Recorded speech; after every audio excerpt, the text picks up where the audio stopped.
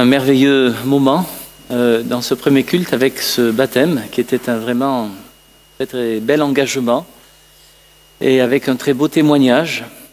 Et donc ce matin, j'aimerais, comme je l'ai fait au culte précédent, évoquer justement ce qu'est le baptême et plus particulièrement cette notion d'engagement du baptême, afin que peut-être nous puissions avoir l'opportunité de réfléchir sur ce qu'est notre engagement à chacun et éventuellement de nous engager plus et toujours plus pour le Seigneur. Voilà. Donc je vous invite à faire une première lecture dans tout d'abord l'Évangile selon Matthieu. C'était le texte de présentation qui a été exposé tout à l'heure, au chapitre 28. Et à partir du verset 16, ce message d'envoi, la grande mission et co-mission donc des apôtres, puisque le Seigneur travaille avec ses envoyés.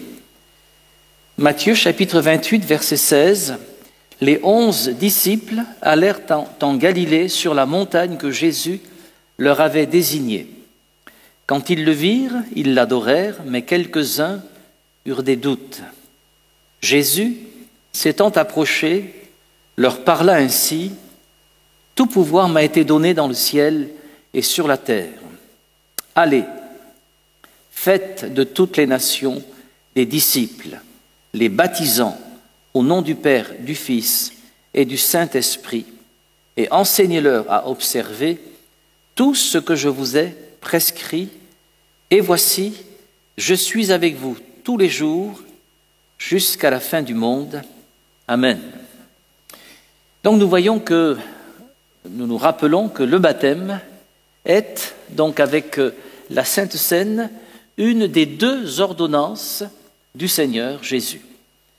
Jésus a institué la Sainte Seine d'abord dans la chambre haute, et ensuite au moment de se séparer de ses apôtres, des 11, il a institué le baptême.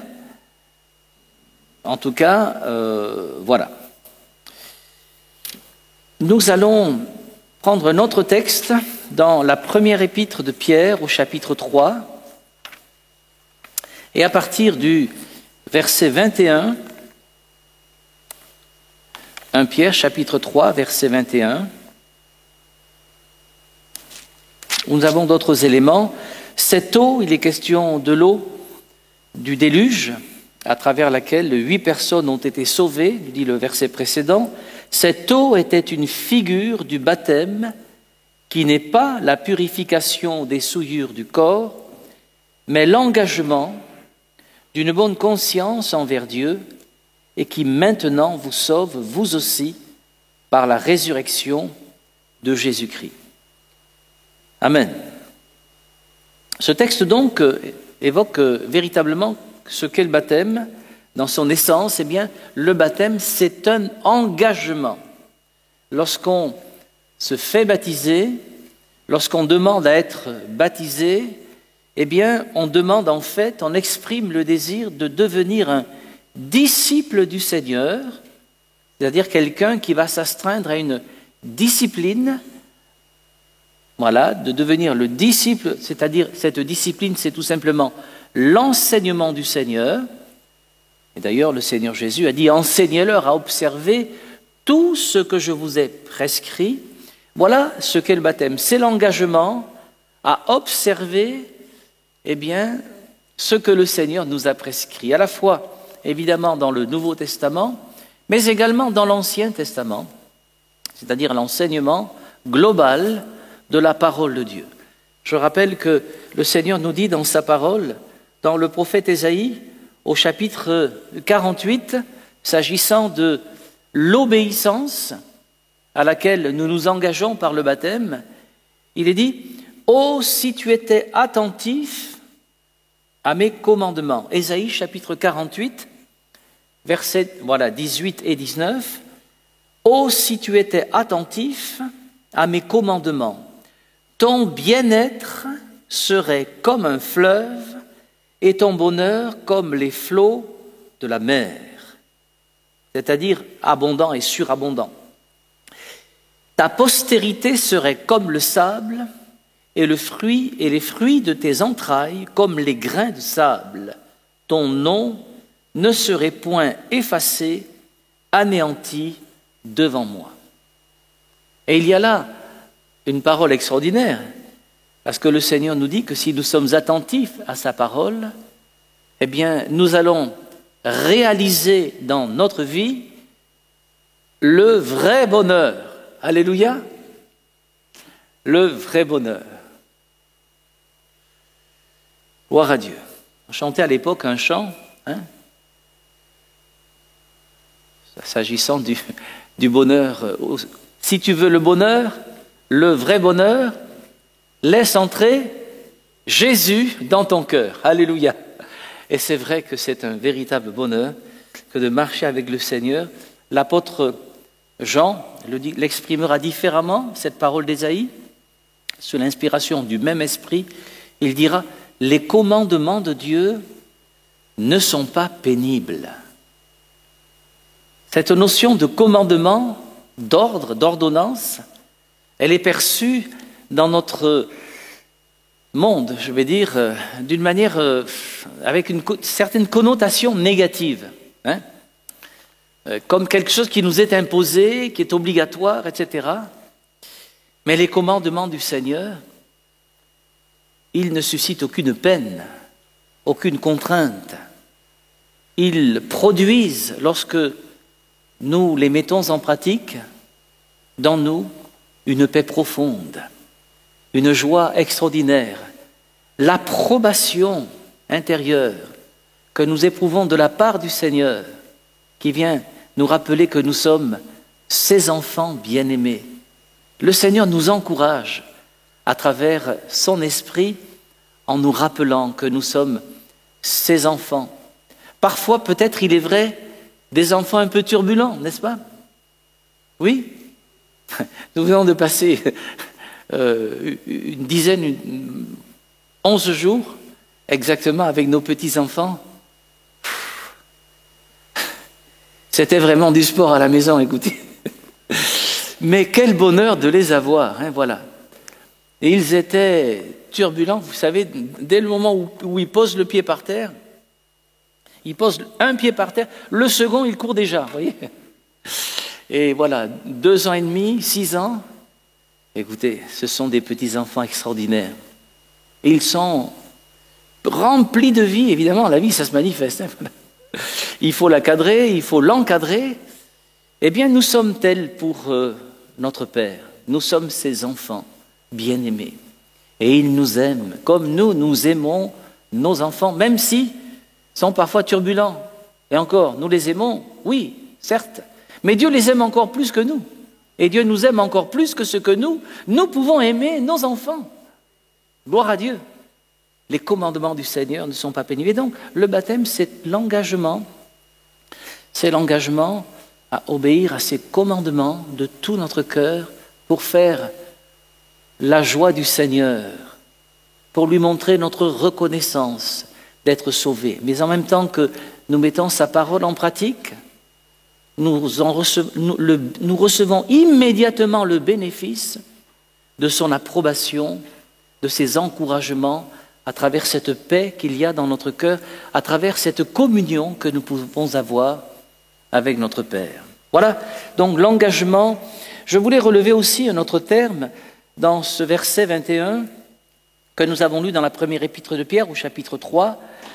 Le baptême, c'est l'engagement d'une bonne conscience envers Dieu, d'une bonne conscience, l'engagement d'une bonne conscience. Et nous comprenons bien que là où il y a engagement, là où il y a conscience, un engagement avec conscience, eh bien cet engagement ne peut être pris que par des personnes qui sont en mesure d'avoir une certaine conscience. C'est pour ça que dans la Bible, dans la parole de Dieu, nous ne voyons pas de nourrissons, par exemple, être baptisés ou se faire baptiser, pas même des enfants en bas âge. Voilà. La notion de conscience elle est importante. Voilà, il faut parvenir à une certaine connaissance et une pleine responsabilité pour souscrire à cet engagement avec le Seigneur. Donc au fond, le baptême, c'est un engagement dans sa forme, comme nous l'avons vu tout à l'heure, et comme nous le voyons dans la parole de Dieu, la forme du baptême, eh bien c'est une immersion. On appelle ça le baptême par immersion, mais baptiser par immersion, c'est pratiquement un pléonasme, c'est-à-dire c'est dire deux fois la même chose, dans le sens où le mot baptiser signifie, c'est un mot qui est passé du grec au français, baptizo en grec, je baptise, baptizein c'est l'infinitif, voilà, le verbe baptiser signifie littéralement immerger, plonger. Voilà, plonger dans l'eau. La forme, donc, c'est le fait d'être recouvert par l'eau. Et pourquoi cette forme-là? Parce que dans cette forme, il y a toute une symbolique qui est exprimée.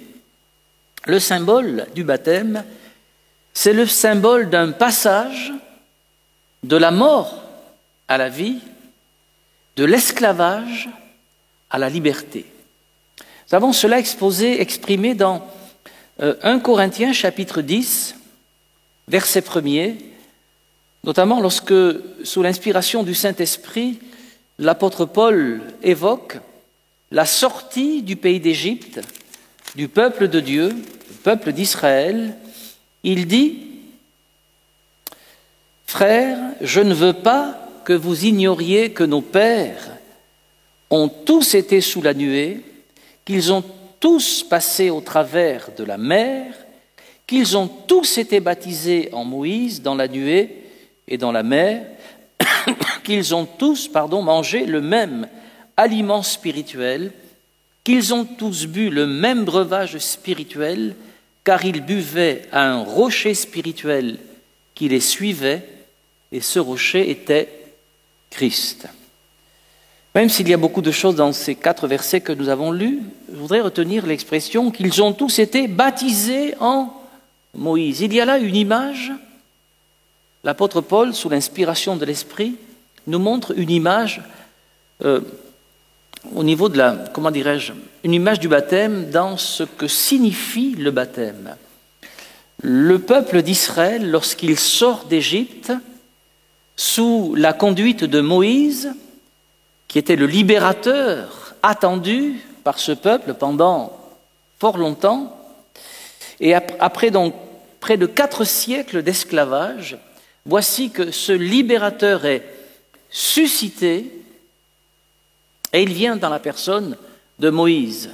Il vient manifester les signes, les prodiges, qui vont finalement contraindre Pharaon à relâcher son étreinte sur ce peuple qui souffre dans l'esclavage.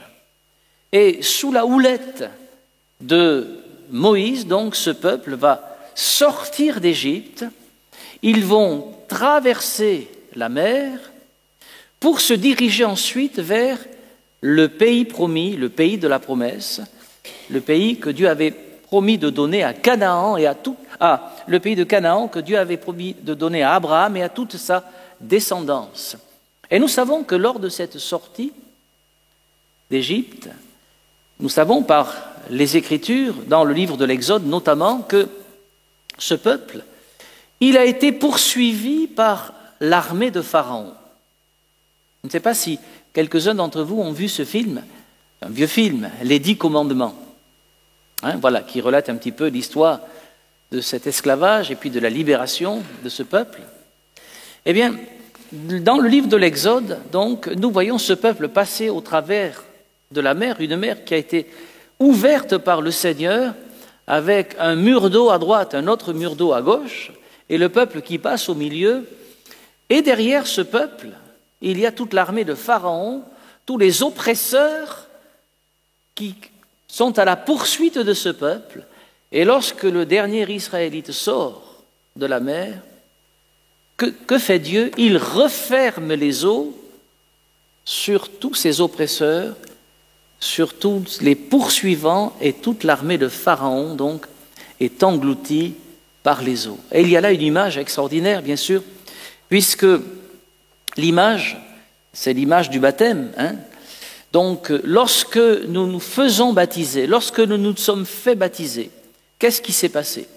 Eh bien, nous avons plongé dans les eaux du baptême, comme les Israélites ont plongé dans la mer qui s'est ouverte devant eux, et nous en sommes ressortis de ces eaux du baptême, et dans ces eaux du baptême est restée toute notre vie passée, avec tout ce cortège de fautes, de péchés, dont la parole de Dieu nous dit qu'il les a mis au fond de la mer et qu'il ne s'en souvient plus désormais. C'est ça toute la symbolique. C'est pour ça que c'est important de pratiquer le baptême par immersion. L'immersion du baptisé, elle a sa signification, sa symbolique. Lorsque nous sommes immergés dans l'eau, c'est également l'image de la mort à notre vie passée, une vie passée dans le péché, dans la rébellion à Dieu, dans la désobéissance, sous l'oppression de Satan, le diable, qui nous tenait captifs de nos péchés, exactement comme Pharaon retenait captif le peuple d'Israël. Et lorsque nous sortons des eaux du baptême, nous sortons pour renaître en quelque sorte à une vie nouvelle et pour désormais marcher dans cette vie nouvelle. C'est ce que Paul exprime dans l'Épître aux Romains, au chapitre 6 et au verset 3. Je vais vous le lire rapidement. Romains, chapitre 6, versets 3 et 4. Voilà, il est dit ceci. Ignorez-vous que nous tous, voilà, qui avons été baptisés en Jésus-Christ, c'est en sa mort que nous avons été baptisés, nous tous qui avons été plongés donc en Jésus-Christ, c'est en sa mort que nous avons été plongés. Nous avons donc été ensevelis avec lui par le baptême en sa mort, afin que comme Christ est ressuscité des morts par la gloire du Père, de même, nous aussi, nous marchions en nouveauté de vie. C'est bien ce que je vous disais, lorsque nous sortons des eaux du baptême, il y a cette image de la résurrection. C'est l'image de la vie de résurrection pour vivre cette vie nouvelle que le Seigneur a insufflée, implantée désormais dans notre cœur. Voilà donc pour le fond, la forme et le symbole. Maintenant, c'est important de savoir qui peut se faire baptiser. Parce que pour se faire baptiser, il faut remplir, nous allons le voir, un certain nombre de conditions. Il ne s'agit pas de dire, eh bien, voilà, comme parfois certains le font dans notre monde, voilà, ils pensent que, eh bien, en baptisant, par exemple, ou en se faisant baptiser, voilà, ils vivent cela en quelque sorte comme un acte de superstition. Moi, je connais plusieurs membres, enfin plusieurs, je ne peux pas dire ça comme ça, mais en tout cas plusieurs personnes qui ont fait baptiser leurs enfants. Ils ne sont pas spécialement ni croyants, ni pratiquants de quoi que ce soit, mais ils ont tenu quand même à vouloir faire baptiser les enfants parce que, voilà, on ne sait jamais, voilà. Et c'est véritablement un acte de superstition. Or, le baptême, ce n'est pas du tout cela dans la Bible. Ce n'est pas un acte de superstition. Voilà, je dis cela avec beaucoup de respect, parce que souvent ces gens font ça par ignorance, tout simplement, parce qu'ils ne connaissent pas les écrits de la Bible, qui sont très clairs. Moi-même, j'étais dans l'ignorance pendant 20 ans. Vous savez, on m'a baptisé tout petit, lorsque j'étais bébé. Voilà. Mais ce n'est qu'à l'âge de 20... je ne sais plus, tiens, maintenant, 22, 23 ans, 23 ans, que, eh bien, voilà, j'ai réalisé, j'ai entendu l'Évangile, j'ai compris que je savais que j'étais pécheur, mais j'ai compris, là, les conséquences de mon péché, de ma rébellion devant Dieu. J'ai compris que j'étais responsable de la mort aussi de Jésus sur la croix du Calvaire, parce qu'il avait porté aussi mon péché, que c'était à cause de mon péché. J'en ai pris réellement conscience.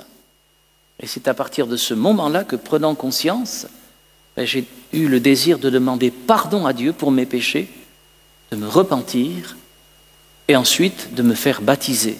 J'ai compris tout cela, pourquoi? Parce qu'un jour, j'ai entendu un pasteur qui me l'a expliqué avec la parole de Dieu, qui m'a montré avec la parole de Dieu ce texte que je vais d'ailleurs vous lire maintenant, Actes des Apôtres, chapitre 2, verset 37.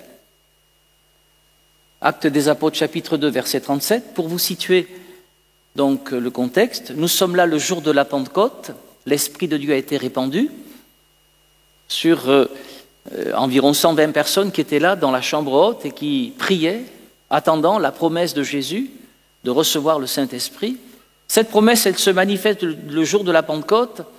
Ces gens qui sont remplis de l'Esprit de Dieu, ils sont bouleversés, ils louent Dieu pour vraiment le bonheur d'être remplis de l'Esprit à travers l'amour qu'ils ressentent, qu'ils éprouvent dans leur cœur pour le Seigneur. Ils proclament les louanges du Seigneur à voix haute, tellement fort que finalement les gens accourent de toutes parts. Et il y avait à cette époque-là des hommes pieux, des Juifs pieux, qui étaient venus de tout le bassin méditerranéen, qui étaient venus à Jérusalem pour adorer. Et ces hommes pieux, ils sont saisis parce qu'ils entendent ces gens qui parlent des merveilles de Dieu dans leur langue maternelle, des langues que ces Galiléens n'avaient jamais appris, ne connaissaient pas. Mais ils les entendent parler perse, parler arabe, parler le crétois, parler le dialecte d'Afrique du Nord. Et ils sont étonnés. Et ils demandent à Pierre, mais qu'est-ce que c'est? Et c'est alors que Pierre leur répond en leur prêchant l'Évangile, en leur expliquant que le Saint-Esprit, eh bien, qui est ici manifesté, il est le résultat de ce que Jésus a envoyé, ce Jésus qui a été crucifié pour nos péchés, pour leurs péchés également. Et ces gens, ils entendent ce discours et il nous est dit, et là on va lire, après avoir entendu ce discours, ils eurent le cœur vivement touché et ils dirent à Pierre et aux autres apôtres, « Hommes frères, que ferons-nous » Pierre leur dit, « Repentez-vous et que chacun de vous soit baptisé au nom de Jésus-Christ à cause du pardon de vos péchés et vous recevrez le don du Saint-Esprit. » Et il nous est dit un petit peu plus loin, verset 41, « Ceux qui acceptèrent sa parole furent baptisés et en ce jour-là, le nombre des disciples augmenta d'environ 3000 âmes. » Bien voilà ce qui s'est passé. Voilà ce que ces hommes ont vécu. Voilà un petit peu toutes les étapes qui conduisent au baptême. D'abord, il faut entendre l'Évangile, le message de l'Évangile. Un message que nous devons recevoir dans notre cœur, accueillir dans notre cœur. Et lorsque nous recevons ce message vraiment dans notre cœur, comme cette parole, c'est une parole miraculeuse, c'est une parole vivante, elle opère en nous cette action qui nous amène à cette conviction, c'est-à-dire à cette part de responsabilité qui est la nôtre dans le sacrifice que Jésus a librement consenti d'accomplir sur sa personne en donnant sa vie sur la croix du Calvaire. D'une manière générale, nous savons tous, les hommes savent d'une manière générale, qu'ils sont pécheurs. Ils le savent d'une manière générale. Voilà. Mais lorsque nous entendons l'Évangile et que nous recevons ce message, nous comprenons les conséquences. Nous comprenons que par notre péché, nous avons offensé Dieu d'une manière suprême. Et ces hommes-là, je vous le redis, vous le lirez donc dans le chapitre 2 du livre des Actes des Apôtres, ce n'étaient pas des mécréants, c'était des gens dont on pourrait dire aujourd'hui que c'était des gens bien, c'était des gens pieux, c'était des gens qui avaient une piété telle même que certains ont bravé de multiples dangers pour parcourir, pour certains, plusieurs milliers de kilomètres, à l'époque où les routes étaient extrêmement dangereuses, il y avait des brigands. Mais ils ont accompli tout ce trajet et bravé tous ces dangers parce qu'il y avait dans leur cœur cette piété. Ils venaient à Jérusalem pour adorer Dieu. Voilà. Mais ils se sont rendus compte là que cette piété, c'était une piété qui n'était pas suffisante. Il manquait quelque chose à cette piété. Ils n'avaient pas mesuré, ce qu'était véritablement leur vie et leurs besoins qu'ils avaient d'un sauveur qui notamment est venu dans la personne de Jésus, dans la personne de ce Messie qu'ils attendaient. Ils attendaient, mais ils ne savaient pas encore, avant que Pierre le leur dise, qu'il était venu dans la personne de Jésus. Et lorsqu'ils ont entendu ce message et qu'ils l'ont reçu dans leur cœur, ils ont été convaincus à tel point qu'ils se sont sentis perdus, au point qu'ils ont dit, on n'a pas le temps de voir le texte original, mais quand il est dit « ils eurent le cœur vivement touché », ils ont été bouleversés, littéralement transpercés de douleur, une douleur intérieure à cause de leur péché. Ils se sont sentis perdus. Et pour être sauvés, il faut se sentir perdu. Il faut se sentir perdu.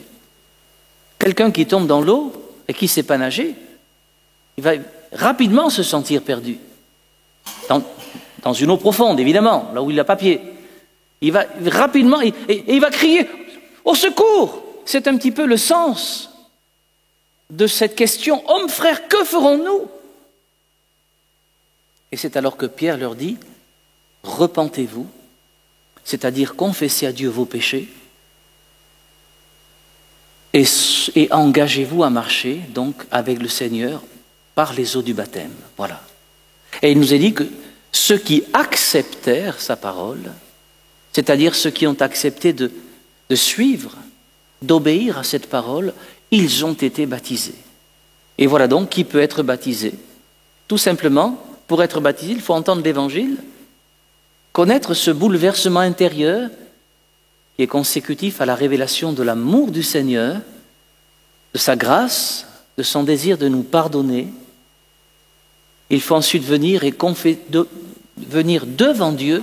Ce n'est pas à un homme qu'on confesse ses péchés. Il ne s'agit pas de venir vers quelqu'un, qui que ce soit, tel ou tel pasteur, que sais-je, pour dire voilà, j'ai fait ceci, cela et le reste. Non, c'est à Dieu que nous confessons nos péchés parce que c'est lui seul qui peut pardonner et effacer complètement nos péchés.